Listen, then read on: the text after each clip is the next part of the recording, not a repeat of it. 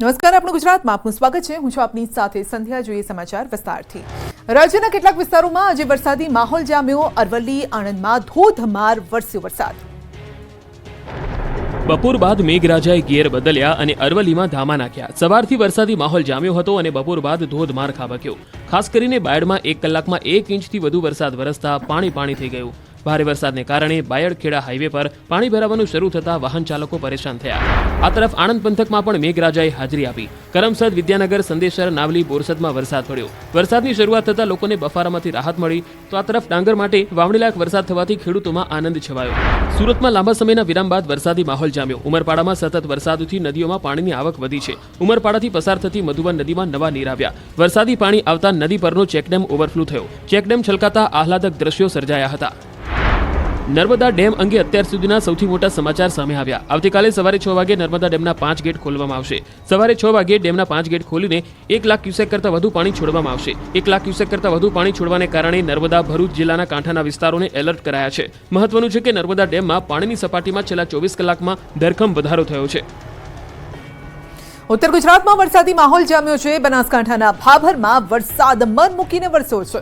ભાભરમાં 2 કલાકમાં 1.25 ઇંચ વરસાદ વરસ્યો અને રસ્તા પર પાણી વહેતા થયા.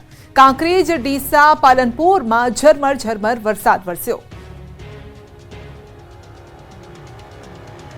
તો ફરી સર્જાયો વરસાદી માહોલ. રાજ્યના 9 જિલ્લામાં વરસાદનું યલો એલર્ટ.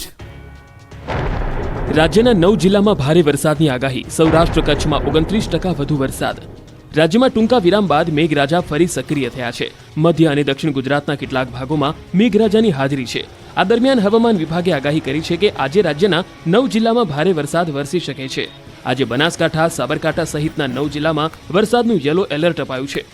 वार्निंग की बात करेंगे तो आज के लिए हैवी रेनफॉल की वार्निंग है और जो डिस्ट्रिक्ट है जहां पर हैवी रेनफॉल की वार्निंग है वो डिस्ट्रिक्ट है बनासकांठा, साबरकांठा, पाटन, अरावली, आनंद, दाहोद, महिसागर, बड़ोदरा और छोटा उदयपुर डिस्ट्रिक्ट शामिल है जहां पर हैवी रेनफॉल की वार्निंग और साथ में येलो अलर्ट जारी है. और थंडरस्टॉर्म वार्निंग की बात करेंगे तो गुजरात स्टेट के सारे डिस्ट्रिक्ट कवर हैं आज के लिए जहां पर थंडरस्टॉर्म की वार्निंग है. और फिशरमैन वार्निंग की बात करेंगे तो आने वाले 3 दिनों के लिए गुजरात कोस्ट के लिए फिशरमैन की वार्निंग है. આ તરફ રાજસ્થાનમાં વધુ એક વરસાદી સિસ્ટમ સક્રિય થતા રાજ્યમાં વરસાદી માહોલ બન્યો છે. અમદાવાદ સહિત કેટલાક વિસ્તારોમાં વરસાદી ઝાપટા પડી રહ્યા છે. કેટલાક વિસ્તારોમાં ધોધમાર વરસાદ પણ વરસ્યો છે. ઉકાઈ ડેમની જળસપાટીમાં વધારો થયો છે. તાપી જિલ્લાના ઉકાઈ ડેમની જળસપાટી 334.89 ફૂટ પર પહોંચી છે. ડેમમાં હાલ 60,448 ક્યુસેક પાણીની આવક નોંધાઈ છે. ડેમના 22 દરવાજા પૈકી 4 દરવાજા 4 ફૂટ સુધી ખોલી 46,000 ક્યુસેક પાણી તાપી નદીમાં છોડાઈ રહ્યું છે. ઉકાઈ ડેમમાંથી તાપી નદીમાં પાણી છોડાતા નીચાણવાળા વિસ્તારોને એલર્ટ કરાયા છે. ઉકાઈ ડેમનું રોલ લેવલ 335 ફૂટ છે, જ્યારે કે ડેમની ભયજનક સપાટી 345 ફૂટ છે.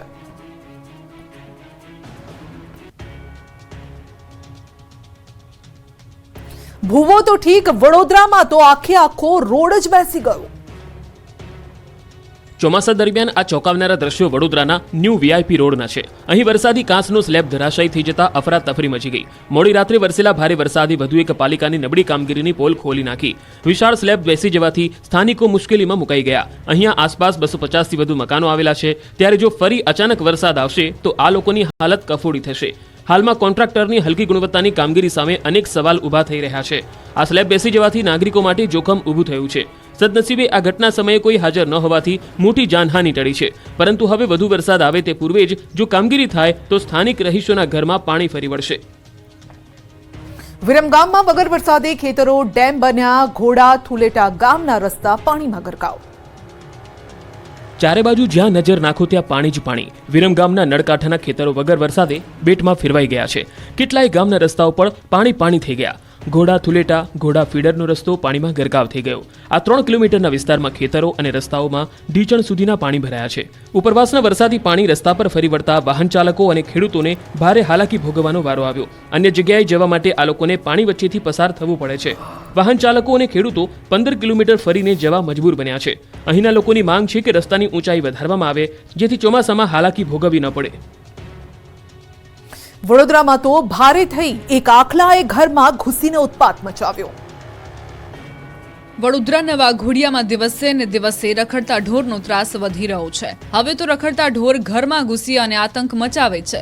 આવો જ કિસ્સો બન્યો છે વાઘોડિયાના રણછોડજી ફળિયામાં, જ્યાં એક આખલો ઘરમાં ઘૂસી ગયો. આખલો ઘરમાં ઘૂસતા ઘરના લોકો જીવ બચાવવા માટે બહાર દોડી આવ્યા. આખલાને ઘરની બહાર કાઢવાના પ્રયાસો થયા, પણ આખલાએ આખું ઘર માથે લીધું. આખલો રસોડામાં જઈ ચડ્યો અને અહીં રાખેલું અનાજ તથા તૈયાર બનાવેલ રસોઈ ઝાપટવા માંડ્યો. એટલું જ નહીં, આજુબાજુનો સામાન પણ વેરવિખેર કરી નાખ્યો. દ્રશ્યોમાં જોઈ શકાય છે કે આખલો બિંદાસ ઘરની અંદર મિજબાની માણી રહ્યો છે. આ આખલાએ કલાક સુધી ઘરની અંદર તાંડવ મચાવ્યું. ભારે જહેમત બાદ આ આખલાને ઘરના લોકોએ બહાર કાઢ્યો. આખલો બહાર નીકળતા ઘરના લોકોએ રાહતનો શ્વાસ લીધો. અત્યાર સુધી રસ્તા પર આતંક મચાવતા રખડતા ઢોરો હવે ઘરમાં ઘૂસીને આતંક મચાવી રહ્યા છે. રાજ્યના અન્ય વિસ્તારોમાં પણ પ્રાણીઓ ગામ સુધી પહોંચી ગયાની ઘટનાઓ સામે આવી. જો તમે રસ્તો પસાર કરી રહ્યા હોય અને રસ્તાની વચ્ચોવચ્ચ ઉભેલો આ ખૂનખાર દીપડો મળી જાય તો?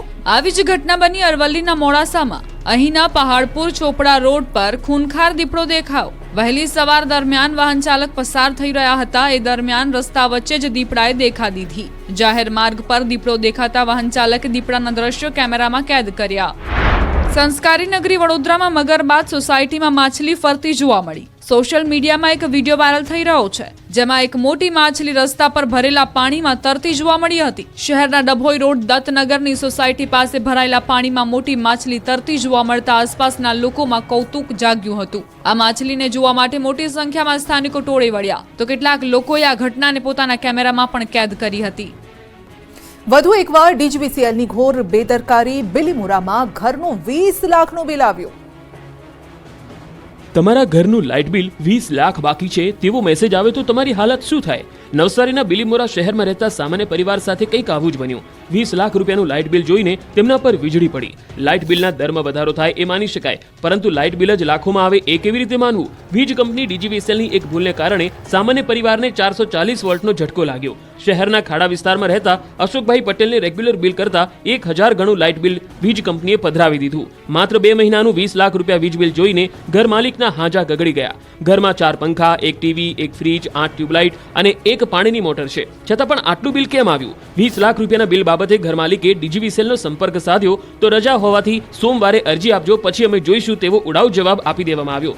લાખોનું બિલ આપીને વીજ કંપનીએ આ પરિવારની ઊંઘ હરામ કરી નાખી છે. રાજ્યમાં ભૂતિયા શિક્ષકોનો રાફડો ફાટ્યો. સાહેબે સ્કૂલમાં ભણાવવા માટે પણ માણસ રાખ્યો.